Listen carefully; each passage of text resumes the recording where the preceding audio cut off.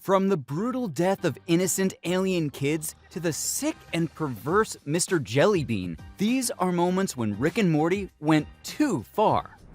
Rick and Morty are no strangers to outrageous plot lines and dark humor, and both of these were in full swing in the Whirly-Durly Conspiracy episode. But this time they might have crossed a line, especially when it comes to involving innocent kiddos. In this wild adventure, we find Rick and Jerry ditching their families for a bro trip at a luxurious intergalactic resort. But, as you might expect, this isn't your ordinary vacation spot. This place has an immortality field. That's right, folks. Nobody can die here. Talk about living it up, am I right? But things take a twisted turn when two of the seemingly invincible children start playing some pretty gruesome games with guns.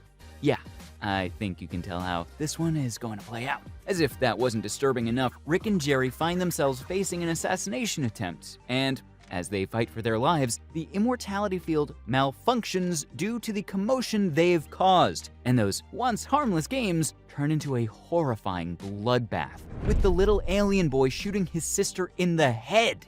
The little man asks if his sister's okay, to which he receives no reply. And I guess you can fill in the blanks on this one. I mean, come on, guys! It's one thing to create a bizarre world with unique rules, but did we really need to see those innocent lives snuffed out in such a gruesome way?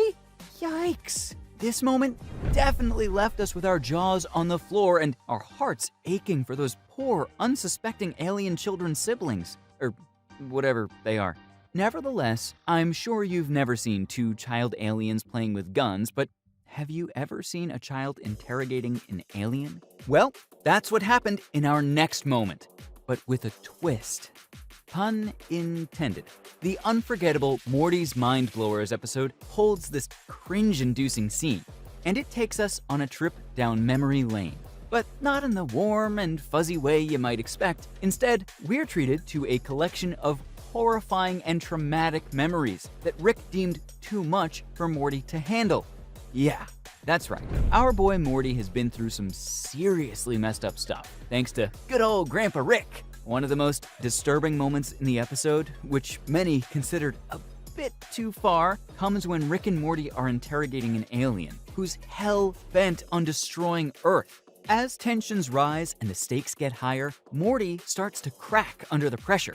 With Rick's, encouragement, Morty grabs the sacks under the alien's chin and begins to twist, thinking it's a painful interrogation tactic to get the creature to talk. But little does Morty know, he's not causing the kind of pain he thinks he is. When he finds out what he's actually doing to the alien, Morty, understandably, freaks out. The fact that Morty, a minor, was put in such an inappropriate and disturbing situation is definitely a shocker, even by Rick and Morty's standards. This kind of humor is definitely not for everyone, and it's one of those moments that makes you wonder just how far the show is willing to go. But hey, that's Rick and Morty for you, always pushing the boundaries and keeping us on our toes. And as pushing boundaries go, a pretty outrageous moment in the Ricks Must Be Crazy episode blows right through it. In this episode, we're taken on a journey inside the Microverse battery where Rick and Morty are trying to fix their car troubles.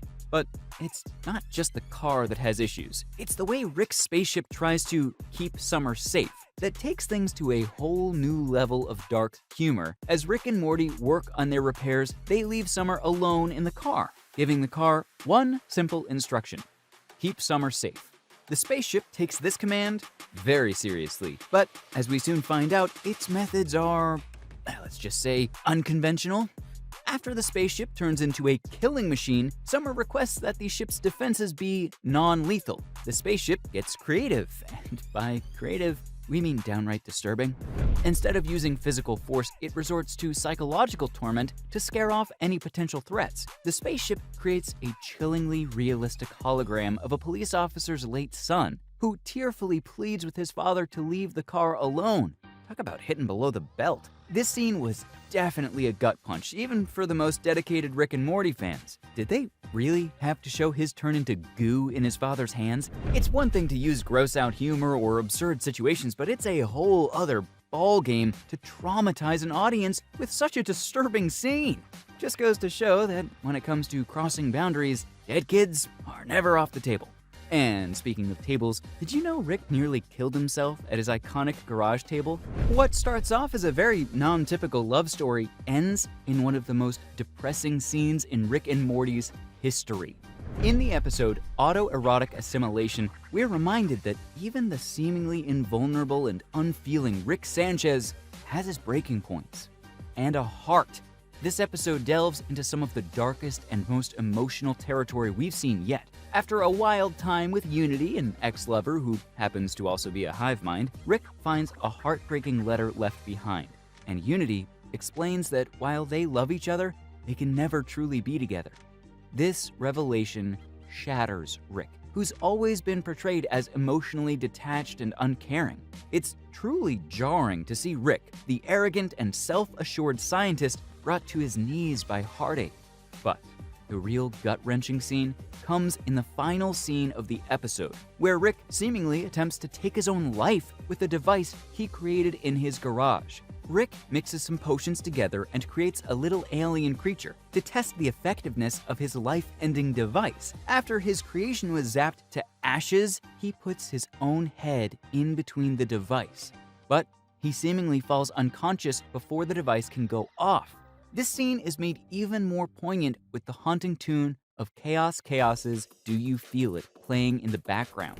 To add to the emotional weight of this scene, just moments before his desperate act, this moment stands out as one of the most heartbreaking and controversial in the entire series. And some believe it simply went too far. In the context of the show and its unusual themes, this scene serves as a chilling reminder of just how far the show is willing to push the envelope. For Rick and Morty fans, I'm sure you all know exactly what's coming next. During a more traditional adventure with his grandfather, Morty finds himself cornered by Mr. Jellybean, the twisted and perverse ruler of a local village. This scene is devoid of humor, and Morty is forced to fight back brutally to save himself. A jellybean attempting to assault a child? How did they even come up with this stuff? The sheer intensity and trauma of this moment was unexpected, especially due to the seemingly pretty wholesome episode. It's hard not to question why such a scene was included in a comedy series in the first place. Show co-creator Justin Roiland later addressed this unsettling moment, who is currently going through some controversy himself, explaining that it was a necessary structural component of the story. He acknowledged the potentially triggering subject matter, admitting it was meant to push boundaries and provoke a strong reaction from viewers, which it undoubtedly did. Although Rick got revenge shooting Mr. Jellybean just before leaving the planet, it can be argued the people of the town should have known of his sick and perverse ways, as the after-credit scene shows members of Mr. Jellybean's kingdom finding images confirming the fact. They decide not to tell the people, believing it would make things worse. Always gotta watch out for those jellybeans, huh? So, from the sick and perverse Mr. Jellybean to the brutal death of innocent alien kids, these were the moments when Rick and Morty went too far.